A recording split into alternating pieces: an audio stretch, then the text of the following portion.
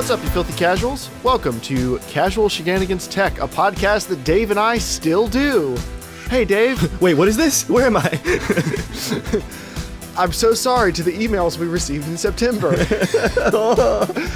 I maybe forgot to check that folder for a couple weeks longer than I thought, and we're recording now, and if any of that's too late, I'm really sorry, but hopefully it's general purpose advice for other people. Say weeks or months? Several weeks is a fluid section of time. Jeremiah, Battlegrounds has launched since our last tech episode.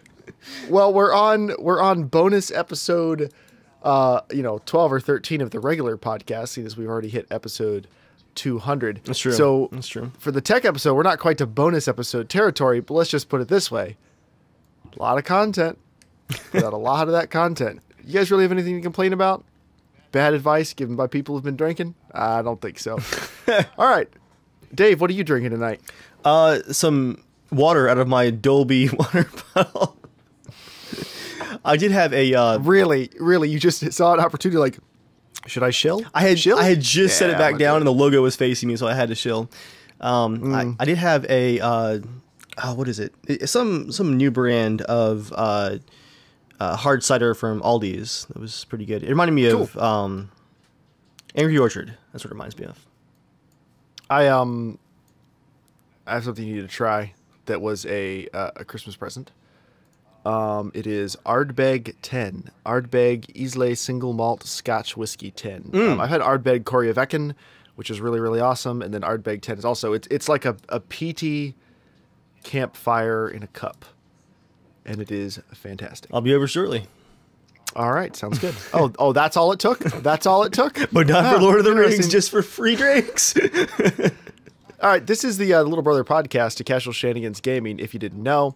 And in this podcast, Dave and I run through your tech and PC build questions, and we try to answer them best we can. Our advice is not always the most timely, but it is always our opinion. So that about sums it up. But before we answer your questions, we are more important. So we begin the show, as we always do, with the Rig Report. The Rig Report. Dun dun dun dun dun dun dun dun dun dun dun dun dun. May your frame rates be high. No. Okay. No. All right, so I've got some stuff to talk about, but Dave, I think you also have some stuff to talk about. And as you both have a bigger beard and are a bigger influencer, you may go first. Gross. I feel icky. The rig. First of all, for you guys that don't listen to the main podcast, which I have no idea why you'd be listening to this one, not the main podcast, I'm continuing to get Joel to use the word rig, and it's great because he laughs, but you can see he dies a little inside each time, and it comes from when he tried to get me to buy Assassin's Creed Origins for PC by saying that, oh yeah, it's a great game, I'm having so much fun, it looks great on my PS4 Pro, I bet it would look great on your powerful rig, and I could like hear the eye roll he typed it over Skype, I could like visualize the eye roll in my head, it was disgusting. But now I literally cannot handle the word rig ever since Joel used it, because now it just feels like a dirty word. But yeah, it actually has been acting up. I think it's been upgraded so many times piecemeal that it is a bit of a Franken PC right now. And I have so many things plugged into it, like Oculus stuff, the microphone interface, about a bajillion external hard drives. Now I've got wireless headphones, wireless controllers. Wow. Yeah, the HDMI for the surround sound. The list goes on. It's been hard crashing occasionally, and it's not consistent in how it does it. For a few weeks, I was getting blue screens almost every boot, where I would like log in, see my desktop, it would load for a few seconds, I get a spinny wheel, and then blue screen, right? Sounds like RAM. Well, but then I would reboot and it would be totally fine after that. Mm-hmm. I think that might have been a Windows update issue though, because that was like about a month ago. And for the last couple of weeks, I've gotten no actual blue screens on the login. And for like a couple of weeks there, late November, early December, it was like very consistent. Almost every boot, blue screen, restart, fine. And it's stopped now for weeks. What is still happening is one thing in particular can trigger it, Spotify. After it plays for about 20 minutes or so, if I'm like working in the office with Spotify going, it will just restart the computer, like hard restart, no crash, no blue screen, just restart. And then it restarts to a black screen. I have to do an actual reboot, and then everything's just fine. That's really odd. Yeah. Like, Spotify shouldn't make any difference. It's always when audio is playing. So Spotify, I guess, is just like one of the most consistent ways to make it happen right now. But it happened today, and I immediately rebooted this time, and I checked the logs, and this error is a ghost. There were no logs for the system for 30 minutes before the crash, and then the next log is a little Windows warning error. The previous shutdown was unexpected. So there's nothing in the system logs. It's just a ghost in the system somewhere. Long story short, it hasn't gotten to the point where productivity is suffering yet because, again, it's only when like the computer's idling and playing music or on first boot that it's crashing. Like, thankfully, no renders have crashed. No games have crashed. It's been 100% for everything else, which is why it's so weird, right? Right. Like, pushing the computer hard isn't the issue. It's just these very odd, like, idle scenarios and first boots that are causing it. But I've started to think about coming up on 4 years since the actual original motherboard, RAM, CPU part of this computer was built in 2014. It was March. I think it's about time for an upgrade. Which brings us to, what do you got for us? Are we doing that now? Is that happening? Yeah, I mean, if you want to. I assume that's what this is leading up to. Oh, all right. Yeah. Sorry. Did you want to segue into some other aspect of this? I guess if those of you that emailed in questions, you waited this long, you can wait a bit longer. That's what the time codes are for. Yeah. You know, they're skipping right to them. Yeah. It's fine. Use those time codes. So yeah, I'm looking at a couple of builds, and be proud of me, Jeremiah, because I actually looked into an AMD build because you wouldn't shut up about it. And I was surprised to see that a Threadripper build is not going to save me a whole lot of money. AMD's premium stuff has some premium prices right now. Oh, well, yeah, if you're looking for Threadripper to save you money, you're not looking at the right thing. You look at Threadripper because for the same money, it's going to be way more powerful for rendering. That's why you'd get a Threadripper. Interestingly, though, their 8-core with dual threads is only, right now, $100 less than Intel's 8-core. Yes, and it's clocked 0.2 gigahertz faster. But they're 200 megahertz? Or did you say 0.2? I said 0.2, yeah. Okay, sorry. I think TeamSpeak cut that out a little bit. But you can get the 16 core for only $850, for only $300 more. You can double your cores. It's pretty much two Ryzen 1800Xs, like connected with they call it Infinity Fabric. That's the real name. Oh. So it's a Threadripper built with Infinity Fabric. Yeah, just like, AMD, whatever. why? I'm an adult now, please. Yeah, but for that, I mean, so I agree. I wouldn't necessarily get a Threadripper if you were going to get the 1900X. That's going to be 8 cores and roughly the same price as the i7 7820X. Well, I'll save you some time here. I'm not going to spend $800 on a CPU. I just can't. And that's fine if you don't want to. Yeah. But I would come to the same conclusion as you. If you only want to spend $500 to $600, I probably would get the Intel because it's going to be a little bit better at the high frame rates. The only reason I would go with a Threadripper is if you wanted to. Is for maximum rendering, because that's like is competitive with and sometimes faster than the Intel processor that's literally double the money. It's almost $2,000. Yeah. Now I agree there for sure. It's like easy decisions if you're going for that tier. Yeah. And then if you're doing rendering for and you want to spend $320, Ryzen also makes a lot of sense because then you're getting very close performance to this i7 that you're looking at here, but you're getting it for several $100s less. But at the bracket you're looking at, I don't think Threadripper or Ryzen really has a competitive advantage, like price per performance. But yeah, AMD said they were going to stop trying to compete just on price. Yeah. And start trying to make actual good stuff. And I'm glad they did because, I mean, the Ryzen and the Threadripper processors are seriously impressive. Like 16 core, 32 thread rendering monster for literally half the price of a comparable Intel one. Like, that's amazing. And then their hyper-threaded octo-core processors for like $300 are also pretty amazing for the price. And then you can get a hyper-threaded quad-core for like mid-100s. I mean, they're just and I love it because it's made Intel actually a ton more competitive. Like, do you think it's a total random happenstance that Intel managed to switch all of their quad cores over to hexa cores shortly after this happened? Yeah, and they're actually reasonably priced. Right. So I think it's good for everybody. But yeah, I agree with you. In your category or your bracket you're looking at, I think the i7 is probably better. Yeah. To be fair though, $100 is a solid price difference. So props to AMD for still undercutting Intel by a nice chunk there. But just looking at, how traditionally AMD has always had a huge advantage for motherboard pricing, that is not the case for this socket for AMD's newest CPUs either. I was reading through some reviews, and they seem to have some of the same like teething problems with their motherboards as well, along with the price. Yeah, because it's the prosumer chipset, same problem. Like Yeah, if you it's got the all octa-core, bleeding edge. yeah, if you got the octa-core Ryzen chip, you'd be able to get a great board for like $80. Like Yeah. you could still do it. But so I guess that's something you haven't technically said here yet. You're looking at prosumer parts here. Like Yeah. you're not looking at anything smaller.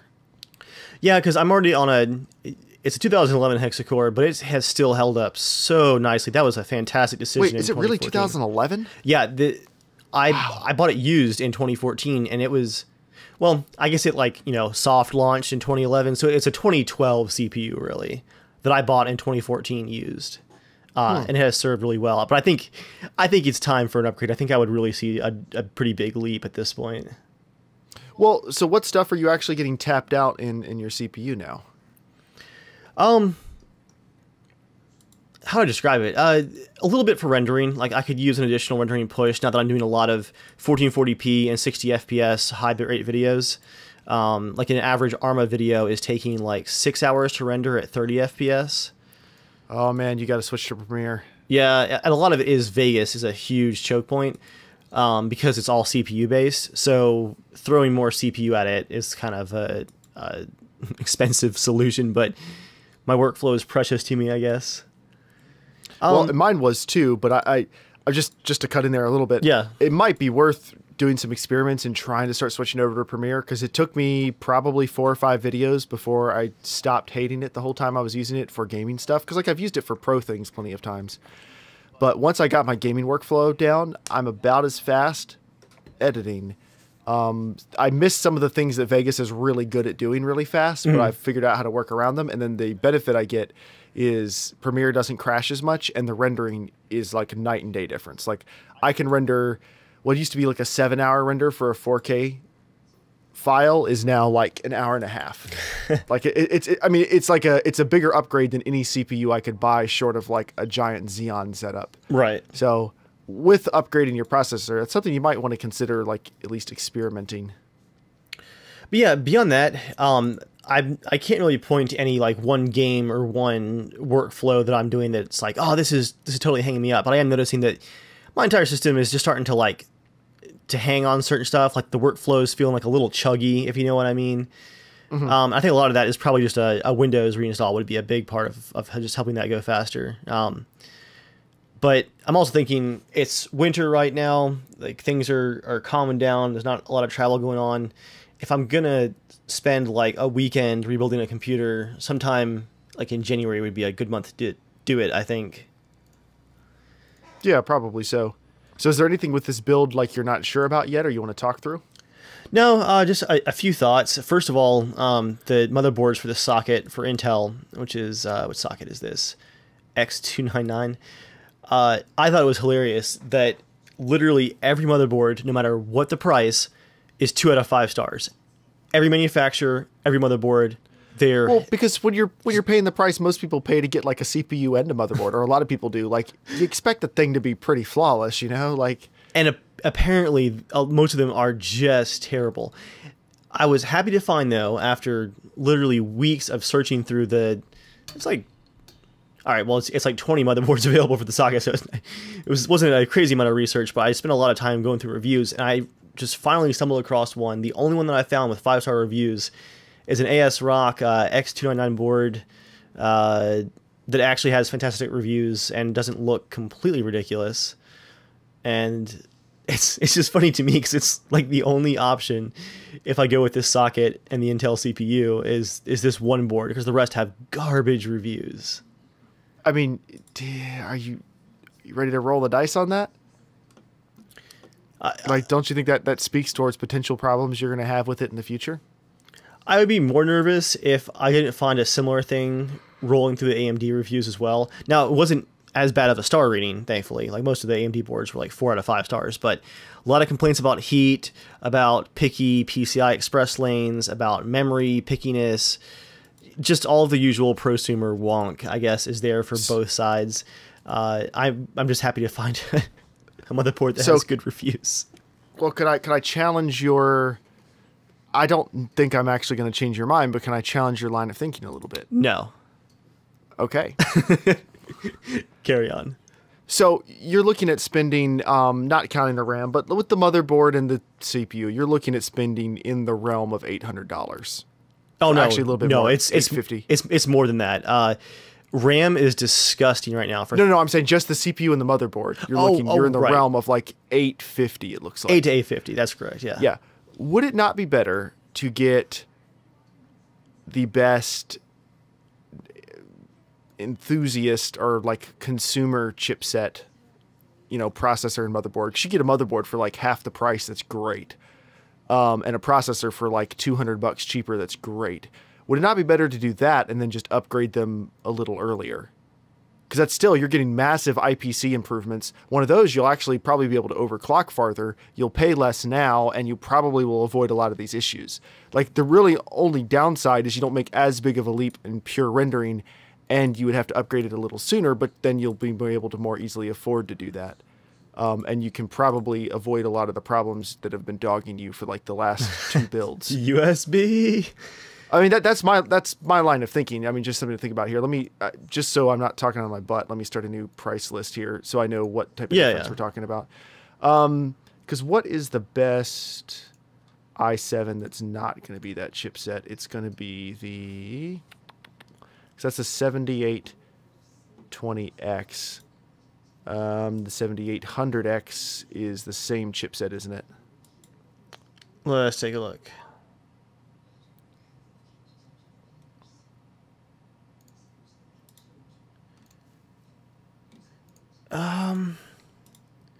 I'm rolling through AMD's list once I get past all the Xeons here. Because I believe actually it'd be one processor generation newer, although I don't think it's actually much of a change. I think they're mostly rebadged. But the 8700K hyper-threaded hexa-core. Right. Yeah, that's rebadged mostly, but almost $200 cheaper, and you can get a great motherboard. Like, there's an ASRock, which is awesome. You can get for $156. They all have amazing ratings. That's the big one. So that's mostly what I'm looking at. But it is CPU and motherboard for $550. So again, I don't think I'm actually going to change your mind. I'm just asking, what's your line of thought? Because other people might be in the same boat too. Yeah. The 8700K, like even compared to my 4790K, which IPC wise is going to be better than your processor. I mean, the 8700K like just takes its lunch, like just for the generational improvements. I'm wondering, would you get enough generational improvements just by doing that you'd be fine? And this one overclocks a lot better too. Yeah, you can hit like 5 gigahertz. From looking at it with your water cooler, assuming your water cooler is still compatible, you could probably go for 5 gigahertz. Yeah. Which, now, what I'm struggling to find is benchmark comparisons between the 8700K. Let's see, a Nantec CPU bench. Because the other one you're looking at, the i7, it's harder to find a lot of reviews on the enthusiast chipsets. Have you noticed? Yeah, for sure. I guess they figured, you're buying this, you know what you're getting. Like, I don't know. Just, if you're throwing that much money at it, you're going to have a good experience. Like, do you really need to know how good of an experience? Is that like their line of thinking? I guess so. I don't get it. But let's see. What's the best Intel? Here we go. I can compare it. The Skylake X, the 7800X, 7820. Sweet. They actually have a comparison. Okay. I'm on an Antec CPU bench. I'm comparing the 7820X to the 8700K. Sound right? Yep, that's correct. Okay. Let's get past all of this synthetic garbage. So a Cinebench 15 multi-threaded. So on single-threaded, the 8700K is a little bit better. And this is at 4.4 gigahertz. Well, actually, I'll skip to Handbrake. That's a little more real world. So in Handbrake, frames per second on a H.264 encode, 42.6 for the 8700K, and 48.8 for the 7820X. So about a 12% difference. Yeah. And then HEVC encoding, it's tighter than that. It's 33.8 versus 34.7. Cinebench 10 multi-threaded, the 8700K is a 52,000 versus like 56.5 for the other one. So like I'm seeing differences of like 10% most of the place here. And you could, depending on how well you get overclocked on everything and whatever else, like you may get better or worse results in this, but it looks like it's a 10 to 15% difference in most real world scenarios. Nice. Between those processors without it being overclocked all the way. Now I'm curious, what one you have now is what, a 3930K? 39. Yes, that's correct. 3930K. Do they have that on here? I don't know if they do. 3930K. This is good radio right here. I still don't have a link yet, so. Oh, I'm sorry. Was I supposed to give you a link? I wouldn't mind, just taking a quick looky-loo. All right. Actually, I think I can pretty easily do that. Here you go. All right, and then I'm going to compare the 8700K. I can't find the 3930K on here. That might be on one of their legacy lists, but I could compare it to, let's see, the 4820K. How would that be? The 4820K is it's a 4-core 8-thread. No, so the 4790K, blah, blah, blah. I'll do the 4930K. So that'll be a little bit better than yours, but not by a significant margin. Now on this benchmark, is the smaller number better? Well, it depends. Some of them it's a score, some of them it's seconds. Like you just have to look at them. It tells you, like, if you're looking at frames per second versus gigabytes per second versus time, like you just got to look on the thing on the left. So what I'm looking at this is like in multi-threaded, the 8700K at 52,000 is going up against the 4930K at 34,000. Like it's even though they're both hyper-threaded hexacores, yeah, it's just murdering it. Like it's not even it's like a bloodbath in most of these benchmarks. I'm looking at like 20 to 45% margins. I mean, that's an old generation. And yours is a generation older than the one I'm comparing. Absolutely, to. Yeah. So and actually there was a pretty big difference in IPC between them, if I remember correctly, because I'm on a 4790K, and it is a pretty significant difference between that and a 3770K. So that's, I guess, the basis of this whole long, my whole pitch here is you're getting a massive jump whether you went to an 8700K or a 7820X. I keep saying the name wrong, but whether one or the other, like you go to it, you're getting a huge jump no matter what. Guaranteed you're getting a big jump. Would it maybe be better to save a couple $100, not get quite as big of a jump, but give yourself more overclocking headroom, fewer problems, spend less money? I think it's worth considering. I'm not going to say I won't look at it for sure, just because, $300, probably a more stable platform, all very good things.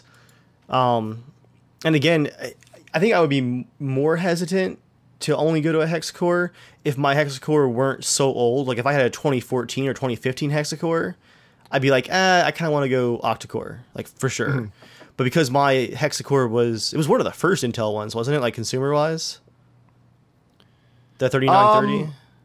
I think it was, because I don't think in the Sandy Bridge generation, the 2000 series, I don't think there were any. I could be wrong. Yeah, I don't think there were. So yeah, because mine is so outdated. Again, I'm very, very impressed with how it's held up.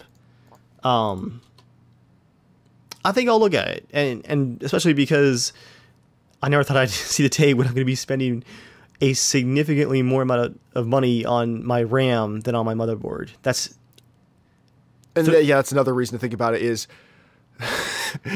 there's no cheap way to get RAM now, so anywhere you can save money is great. 32 gigs of RAM is going to cost me around $400. I just feel dirty. I paid like a half that. Yeah, it was 1 year ago, Jeremiah. It was half that. If you look at the price chart, it's terrifying. And that's just going back to September. Yeah, it's gone up from around $350 to 420 for the Corsair RAM since September. And then, so you're thinking probably like your best case scenario here is you're happy for another 3 years. Like you think that's pretty reasonable? 3-4 years? Yeah, I think I've been really happy with the limited upgrading that I've been able to do for the computer, where it's just been hard drives and graphics cards basically that I mess with, and a bajillion USB accessories. There was the RAM upgrade that I did. It was about a year and a half ago now. That was more because I wanted to get the matching DIMMs before they stopped making them for my RAM. Now, how much can you sell your RAM for? Like, because you are going to get some money back out of this, I'm assuming. Yeah, by selling that's a good older question. Parts. I know the CPU, I did look that up. It's worth like maybe $90, $100 now. Not terrible, but That's it? I would have thought there'd be more than that. no, they've gone on a ton. I mean, again, it's a 2011 CPU. Have you seen what like 2700Ks are still going for? No. Oh, it's stupid. Like Intel needs to have a couple more generations of like really good processors. Hopefully, start driving the price of some of this stuff down. But yeah, Let's see what this RAM costs. Stand by. I need to log in the other browser. Yeah, I want to see what the DDR3 is worth, because I don't think DDR3 has gone up like DDR4. Wow. For this 16 gig kit, I paid $73 for it in March 2016.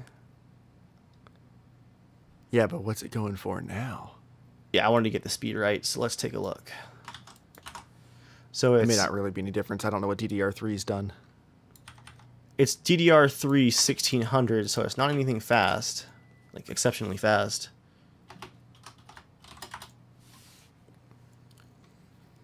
And let's take a look at used. Wow. All right. So The sound of someone who has some wheels turning. yeah, I'm looking. The 16 gig pairs, like so 2 8 gig sticks for 16. They're going for around $100 on average. So I could possibly get $200 back from selling my RAM. What on earth is going on with RAM prices? Yeah, average sale price is like 85 to 115. All right, so that range? it's conceivable with your motherboard, your CPU, and your RAM. You could probably get $300 back or more. Yeah, for sure. That'd be cool. All right, well, that's enough about you. Now, anything else you want to talk about with it? No, I could whine on about RAM for a while, but that's basically it for RAM. I am replacing the power supply finally with another thermal take, because it's been almost a decade now, this one thermal take, and the one that I have in there, I always brag about it surviving the motherboard fire of 2010 and still continuing to power, 3 builds since then, I think? 2 builds? That's really awesome. Like, my Corsair is still kicking, but I'm no longer using it, so I'm sure it would still be fine. Like, if I hadn't gone SLI, I'd probably still be using the Corsair. But now I've got a modular power supply. Exactly. Disgusting. I mean, mine was modular back in the day because I knew what I was doing, but I knew what I was doing, and I got the superior connectivity. So, anyway, no, anything else you want to talk about with yours? No, it's just it's weird to be kind of looking at an upgrade that I don't really necessarily like need. It was more of like I feel like now is the right time to get it over with, so I can. I think what I'm trying to say is I've really enjoyed the last couple of years of this system just being like 99.9% reliable and dependable. Yeah. And so I'm kind of looking at it like a time investment, like invest a weekend now, upgrade everything, get an awesome speed boost on the CPU, and then be able to depend on it in 2018 for everything again. So Cool. that's my rig report, and that's the podcast, guys. Shoot, I got to talk about my stuff. Then we got some people to answer. We'll go fast. All So I've had a devil of a time troubleshooting, so I want to share this story so people can laugh at. Oh yeah, I've been waiting for things this I've done actually. wrong. And also, because you never know. Like, that's the thing with troubleshooting. You never know when it might be helpful. So, I've got the Elgato 4K 60 PCI Express capture card. I got it so I can do a series for the Xbox One X. So at this point, I think I've told everybody I'm like over $1,200 invested into a series that has had not one video. And every day I don't make a video, the potential ad revenue goes down. So it's really great. No pressure. I know that feeling. And you can guess what my money sink series is. Moving on.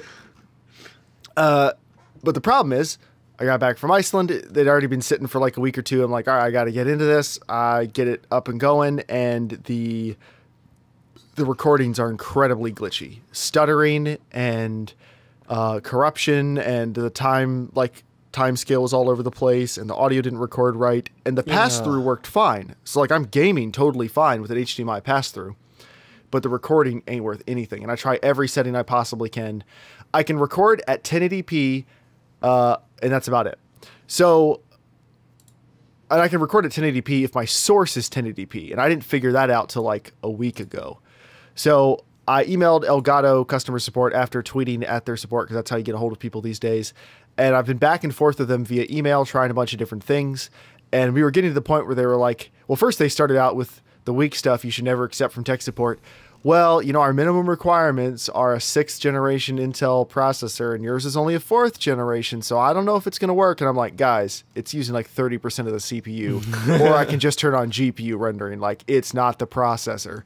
So I was stern with them I was polite, but I was stern with them about that, and then they dropped that line of questioning. But they were having me try a bunch of different stuff, like uninstall the software, go back to the first version of the software, turn it off, pull out the card, put it back in, power cycle a couple times. Does it fix that? Like, pretty standard troubleshooting stuff, but it was going nowhere, and it was super frustrating. So they sent me one more list of things to try, because they looked at a couple different dump files, like I sent them like on different versions of the software. And they said, okay, reinstall in order, test after each step, reinstall your NVIDIA drivers, reinstall the software, reinstall the regular Elgato game capture software like that I use for my 1080p capture thing I've been using for a couple years.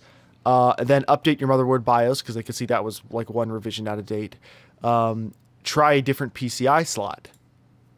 And something perked up in my head when I saw try a different PCI slot, and I was like, huh, could it be? So here's the moral of this story, besides the fact that Intel is way too stingy with their PCI lanes. Yes, that is true. So I have a Z97 for the win motherboard from EVGA, and I have a 4790K. I have 4 PCI Express full-length slots. My 1080 Ti is in the second slot because my CPU cooler is too big, and the fan will hit the top of the GPU, and they'll be smashed against each other, and it can't fit in the top slot. Spoilers, right now it is in the top slot, and I only have one fan on my CPU cooler. But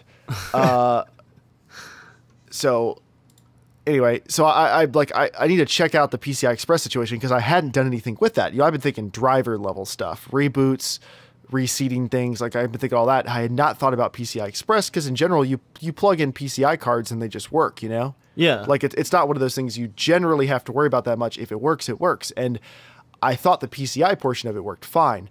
So I start doing some digging, and I get into the BIOS, or the UEFI, and it'll tell you what gen PCI you're on, like in each slot, and what speed it's running at. So, of course, I have 16x PCI, and I've got 4 PCI Express slots. Well, only the top 2 slots can do 16x.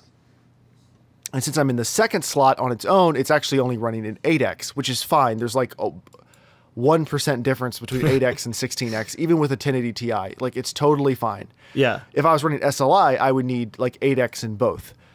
Well, I've got, since the 1080 Ti is in the second slot, its cooler is a 2.5 bay cooler.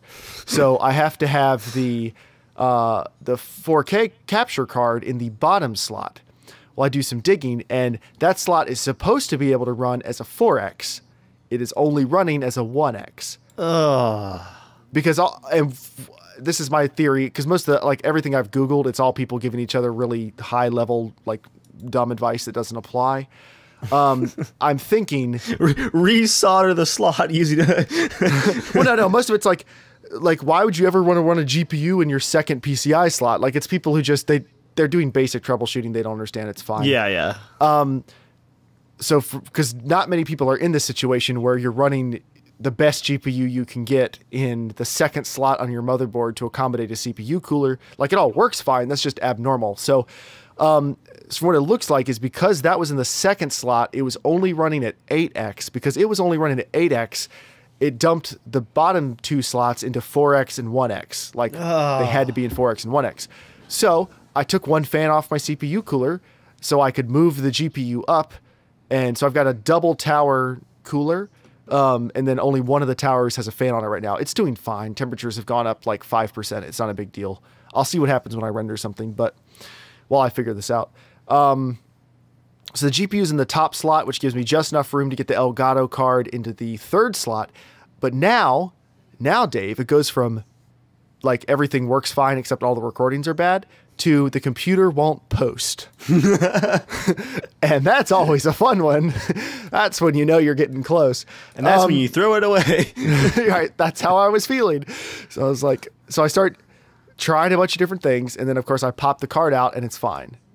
Like, the rest of the computer's fine. Put the card back in, won't post. So I'm like, what is happening? So, and then I do some digging on the error codes it's showing on the motherboard, and it actually is posting. It's just not displaying anything or beginning to load windows. So it's technically posting, but it's hanging immediately after that. Right. So then and this is where it comes in for, maybe this will be useful to someone else. I spent a couple hours trying a bunch of different things, and I just had a random thought. I was like, I wonder if, even though it's auto-detecting 8x Gen 3, I wonder if there's a PCI bandwidth limitation that it can't tell me because it doesn't know what's going on. I wonder. It's trying to tell you. Well, so I went back into the BIOS. I forced this. So now the GPU is in the top slot. So it's getting 16x, but I forced it into Gen 2 PCI backwards compatibility. And then I forced the third slot into Gen 2 4x. So I forced both of those into Gen 2. So technically back a generation, but again, there really isn't a difference these days. And then it was fine. There's no logical reason why that should be the case. But even though the bandwidth technically did not change for the GPU, it was still 16x in the top slot no matter what, whether it was Gen 2 or Gen 3. Forcing Gen 2 on all the relevant slots apparently freed up enough bandwidth that it's now working. And I can record 140 megabit 4K 60 FPS with no hit on my CPU. And it's not re-encoding that either. There's no encoder on the card. It's the GPU is doing the encode. So it's working now, and I can actually make content, but I was going to say, support just better be thankful that you figured that out, because that could have gone on for months before they were able to point you in the right direction. And I haven't emailed them back yet. I'm giving it a couple days to make sure it maintains working. But oh man, they're gonna be sweating bullets right now. Like, here we go. So begins our journey with this gentleman. Yeah. So anyway, cautionary tale for everyone involved. All right, ready to answer some questions? Yeah, real quick before we go in. Hey Joel, wake up. Let's do it. All right, first question is from Draeden. Draeden wrote into casualshenanigans@gmail.com, just like you can, and says, hey, my name is Draeden, and I finally decided to write in after listening to you guys for the last year or so. I've been using a big box computer I bought about 10 years ago, and I've upgraded a part or two here or there. That being said, it's really starting to show its age, and I was hoping you could suggest a build for me. Low budget is fine, as I will have to buy one or two parts at a time, but I'd like to continue upgrading in the future. And I saw the rest of your message, Draeden, and I'll respond to it when we send you your parts list. His current build is an Athlon 2 X2 255, 8 gigs of dual channel RAM, a Lenovo Tilapia motherboard, which is a weird name. That's the name of a fish. Yeah, what on earth? A 1 gig GTX 560 Ti, and a 931 gig Hitachi hard drive. So, pretty old build, not anything worth saving because it's a big box thing. So I've put together a build. He said low budget's fine. He did not specify a budget. So tell me if this makes sense, Dave. So only $2,000 instead of $3,000? Is that exactly something reasonable? No, so my line of thought is he's going to buy a couple pieces at a time. He shouldn't get a super low budget PC. He should get one that's respectable quality that he can then slowly upgrade as the years go by. Oh yeah. So what I've chosen is an NZXT S340 ATX mid-tower case and a Corsair 550 watt 80 plus gold semi-modular power supply. Those two are your core you can use for the next 10 years. Also a Western Digital Caviar Blue 1 terabyte hard drive, the golden oldie. That's going down in price. Each episode, Jeremiah, is down to $46.89 now. And actually, I got a refurbed 2 terabyte Hitachi for $44 2 weeks ago. Nice. So a Ryzen 5 1400, which is a hyper-threaded quad core, or I think is the 1400. Let me check real quick. I'm pretty sure it is. Don't want to talk out my butt. Can I just rant about the RAM real quick while you're looking that up? Yes. Are you upset about the RAM? Yeah. It's it's 8 gigs. 8 gigs of G Skill is $90. Yeah, it's pretty ridiculous.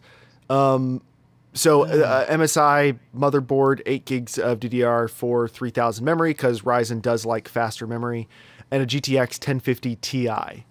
All that together after rebates comes out to $604. And it sounds like he has a Windows install and he has a keyboard and a mouse and everything like that. He didn't specifically ask for that stuff. If you need help with that stuff, Draeden, let us know. But that's $600. It will be comparable in performance. It'll be like better than a PS4, a little bit slower than a PS4 Pro on pure graphics, of course, with a terabyte of storage and a hyper-threaded quad-core processor, and which he can upgrade to a hyper-threaded octo-core in the future if he wants, and he can buy a better GPU whenever he wants, and he should be set on memory for a while, and that's expandable. So, yeah, for sure. This is really solid. And actually, I was going to say my laptop has the mobile version of the 1050 Ti, and I was really impressed with it. I actually it does city skylines with like tons of mods installed on medium-high graphics at like 45 FPS at 1080p. Mm-hmm. It runs Fallout 4 on medium-high graphics at not 60 FPS, but like a way above 30 frame rate, basically.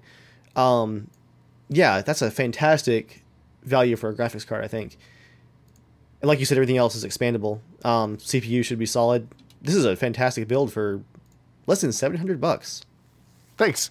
And Draeden, if you can't spend that much right now, let us know and we can maybe work out like a cheaper option you can start with. But probably the only things I do different is get a cheaper processor and a cheaper graphics card, keep the rest of it the same. But you could chop like easily another $100. Well, about another $100 off of that. Yeah. And still have a good starting point. If you want to go cheaper than that, let me know because we need to do something a little more unconventional, but we can still do it. Next question is from Matt. We've helped Matt before. He says, "Hey guys, I'm back. Thanks for all the advice. Everything with Windows is fixed and back on track. Nice. My next big build coming down the road, I want your input and build ideas. After the next 1 to 3 years, I'm going to build a custom water block system with a 1080 Ti with the water block already installed on the card. Brand new everything. I've seen a lot of Jay's 2 cents on YouTube and I want to build one. What I'm getting at is there a way to build a custom water looped system for under $2,000? Would I have to compromise on some parts for some future parts, etc.? Like, for example, not get the highest end Intel processor or whatever. A parts list would be cool and how you broke this all down. So Matt, I don't actually have a parts list for you, and that's because of the custom water loop. Yeah. So neither Dave or I have done custom water loops. I don't want to give you bad advice on how much money you're going to need to spend on the water loop to get good quality. So I want you to respond to us. Tell us how much, because you've done more research on water loops, how much money do you want to spend on your water loop? Because I don't want to make recommendations that Jay's 2 cents or somebody else can do a better job of.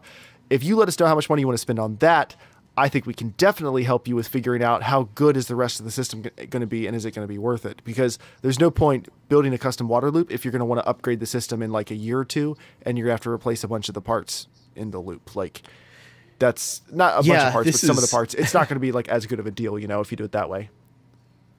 This is definitely, a whole different territory as far as like pricing and balancing things out. And like Jeremiah said, we haven't done water blocks ourselves as far as custom ones. I am familiar with a couple of the more popular brands and stuff. So yeah, let's get a budget and maybe we can give you some loose advice, but definitely make sure that this is like an enthusiast hobby thing that you really want to dedicate some time and money to.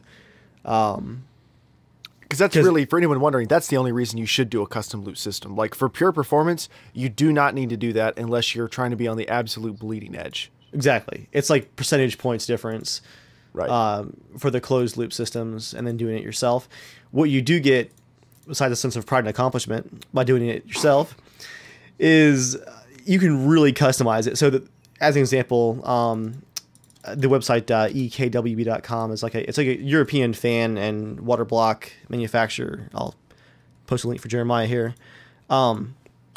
Just on their splash page, they've got like a really, really nice white and black case with a black and blue custom water loop and fan gorgeous. System. Yeah, and it's just one of those things, like if you want to really, put some hobbyist time and money, like I said, into your water loop system, you can do crazy stuff with it. Just make sure that you're up for that. Yeah, I mean, I don't want to speak for Dave, but the reason I've never done it is because the trade-off's never been worth it. I know I'm going to want to get in there and fiddle with stuff. I know I move the computer around enough. Like, I know I do enough things that it's not worth it for me to compromise on all that stuff to get slightly better overclocking performance or slightly better temperatures. Like, I've never burned a part out because of heat. Like, I'll just let it get hot. Like, I'm going to replace it in 4 or 5 years anyway. I don't care. Like, that's the way I kind of treat it. But I've never made like a flagship, I want this to sit on my desk and everybody stare at it system either. So, Yeah, I'm glad you mentioned that too, because that's the other, I think really probably the only real downside to doing a custom water loop system, because, money and time, if you enjoy it, go for it. That's fantastic. The really only downside is that you are going to kind of lock your parts in for a good long while. This is not there's a new GPU out, let me just pick one up once they hit the shelves. It's let me reconfigure my entire system and then test it all again and drain it and redo it. I'm looking at actually that same photo I was talking about from ekwb.com, and I think that's actually my motherboard from my 2014, pre-2014 build in their front page photo. I'm like 99% sure that's my motherboard. Cool. Looking at the heatsink cooler on it. So, here in 2017, almost 2018, they're showing off a really old motherboard in their front page computer, probably because, these parts have been here for a while. And if you do the same thing, just expect that that's the way things are going to go. You're going to be kind of locked in for a while. Yep. Next question's from Dan. He said, "Hey guys, I wrote into the show in November of last year for a build recommendation, and almost a year later, I've had a ton of fun on that build. Thanks again for the help. You're very welcome. But I need your advice once more. I recently upgraded my monitor. I moved away from an 144Hz 1080p monitor to an Asus ROG Swift PG348Q ultra-wide 1440p 100Hz G-Sync monitor. So ultra-wide 1440p G-Sync 100Hz. Nice. While I'm loving the bump in resolution in the ultra-wide, I found my 8GB 1070 is struggling on some of the more demanding games. For example, Witcher 3 is hitting low 40s at all times. While G-Sync is doing its best to give me a smooth experience, I can't help feeling like my 1070 isn't very future-proof for this setup anymore. I've looked at a few options, but I can't decide what the best choice to go for. The obvious choice is to step up to a 1080 Ti, even though my 1070 is only a year old. I think I can make a good amount of money back to put towards a 1080 Ti. My second choice is wait for the next set of NVIDIA cards. My last option is getting a second 1070 and running SLI, however I know next to nothing about SLI and I have no idea if two 1070s would be better than upgrading with a single card. I'm in no rush, but I feel with games coming out that pushing the limits at 1440p, I might be struggling sooner rather than later. Would love to hear your opinions, and thanks for the awesome show." So Dave, his resolution's right in between yours and mine because he's at 1440p but ultra wide. Yeah. And he has a GPU that's slightly worse than yours because you're playing 165 hertz 1440p with a 1080. Mm-hmm. So what do you think you should do? I'll give my usual opinion on SLI. The newest generation is probably the best it's ever been, which means that it's still not fantastic. If you have like a particular game that you know works well with SLI, like for me, Witcher 3 was amazing in SLI, like flawless. But then I had problems in GTA 5 and Battlefield with SLI. So I really can't recommend it. Like, again, unless you literally only play one game that you know works well with SLI, just yeah, it's not worth the money and heat and all the extra headache and the tech problems. Just go for a single card for sure. But I guess that brings the question: if you agree with me, Jeremiah, does he wait or does he buy a 1080 Ti now? I don't think you should wait. I'm of the camp that you shouldn't wait because the 1080 Ti is 8 months old, which means, and it's not quite double a 1070. It's maybe like 70% faster than a 1070, but it's quite a bit better. So presumably the next card will be an 1180, which will probably be another 10, 15, 20% faster than the 1080 Ti. And then it'll be like another year before we get a 1180 Ti, which will be like another 25% faster than that. So I think even if they were announced tomorrow, there's of course going to be a giant sellout and price gouging and all that stuff for the first month and a half, 2 months of the cards being out, unless you get lucky. So even if it was announced tomorrow, you'd be several months away from being able to get one. They're not due to be announced tomorrow. We could easily be 6 months out from the next generation of NVIDIA chips. So if it's bothering you now, I think the two options you have are sell it and get a 1080 Ti. Don't bother going for a 1080. That's not going to fix what you like. You're not going to be happy. It's a half measure. Go for the best one you can get, because you can get one of those for probably $650. You can probably sell your 1070 for $375. So you're looking at less than $300 to upgrade. As much as you spend on your monitor, that's probably worth it. You could also turn some of your settings down a little bit. Don't listen to this guy. It depends on the game. He does not know what he's talking about. I quit the show. It depends on the game. It does depend on the game. But have you tried that? That's all I would ask you to think about is, as if you want to hold off a little bit longer, drop to medium or high or whatever. Now, I don't know all the different games you're playing. That might not be enough because you are pushing a lot of pixels. That might not get you anywhere close to what you're doing. If you're one of those like 60 to 100 FPS is okay, under 60 is not okay, it's probably not good enough. So I'm not saying that's your solution, but if you haven't tried it, I'd try it because there can be a massive difference in performance for a 10, 15, 20% difference in visuals. And for a lot of people, that boost in speed is going to be worth it. So I definitely try it. I would not do SLI. As somebody who's done SLI twice and Crossfire once, and as Gaben's my witness, I'm never going to do SLI again. It is not worth it. If you're not sure why you want SLI, you don't want SLI. That's my opinion. You want to just freaking play your games, get a 1080 Ti. Yeah. And again, I mentioned like I did SLI for a while for Geralt for Witcher 3, and that was fantastic, but it made all my other games suffer at the same time. Like Witcher was flawless. All my other favorite games had all kinds of problems, and I think overall it wasn't well, no. No, it was worth it. It was worth it for Witcher. That's like a one-time use, though. Don't do SLI. All right, last question is from Mike. Mike says, hey guys, I have a 4670K and I'm upgrading my graphics card from a 970 to a 1080 because I recently got a good deal on a 4K monitor. Nothing like a good deal on a 4K monitor to make you drop $500 on a graphics card. Will my 4670K bottleneck the 1080 in 4K gaming?